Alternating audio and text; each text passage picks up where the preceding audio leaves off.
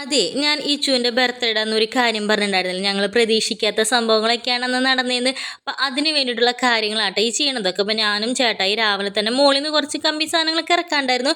അതൊക്കെ ഇറക്കി. ഇതെന്തിനാന്നുള്ളത് ഈ കാണുന്നത് ചെയ്യാൻ വേണ്ടിയിട്ടാണ്. ഇത് എന്താണെന്ന് മനസ്സിലായി, കണ്ടപ്പോൾ മനസ്സിലായി കമൻറ്റ് ചെയ്യണം കേട്ടോ. പിന്നെ അപ്പോഴത്തേനും കുറച്ച് കഴിഞ്ഞപ്പോൾ പണിക്കാരൊക്കെ വന്ന് 2 പേരുണ്ടായിരുന്നുള്ളൂ കേട്ടോ.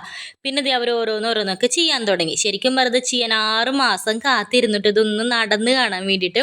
അതിൻ്റെ ഇടയിലാണെങ്കിൽ പ്രതീക്ഷിക്കാണ്ട് പപ്പയും വന്നു. ഒട്ടും വിചാരിച്ചില്ല കേട്ടോ പപ്പ വരുന്നു. ഇച്ചുവിൻ്റെ ബർത്ത്ഡേ ആയിരുന്നല്ലോ. അപ്പോൾ പപ്പയും വന്നു. പപ്പയും പിന്നെ അതിൻ്റെ ഇടയിൽ കൂടെ ചെറുതായിട്ട് പപ്പയുടെ വക പണികളും പപ്പയും ചെയ്യണ്ടായിരുന്നു കേട്ടോ. ഇപ്പം കണ്ടപ്പോൾ ഏകദേശം കത്തിയ ഒരു ഊഞ്ഞാലാണ്.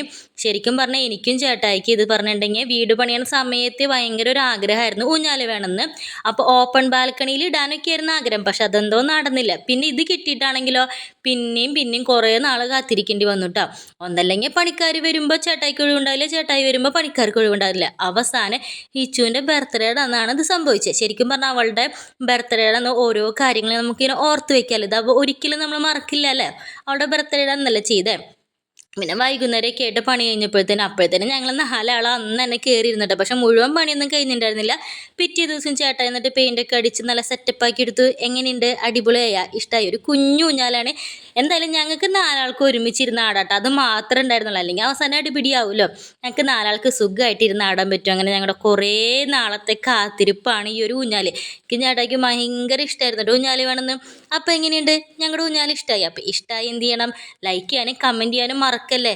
ഇടയ്ക്കൊക്കെ ഒന്ന് കമൻറ്റ് ചെയ്യുന്നേ, നമുക്കൊക്കെ എന്തെങ്കിലും മിണ്ടിയും പറഞ്ഞിരിക്കണ്ടേ. പിന്നെ സബ്സ്ക്രൈബ് ചെയ്യാനും മറക്കണ്ട. അപ്പോൾ പോട്ടെ, ബൈ, ഗുഡ് നൈറ്റ്.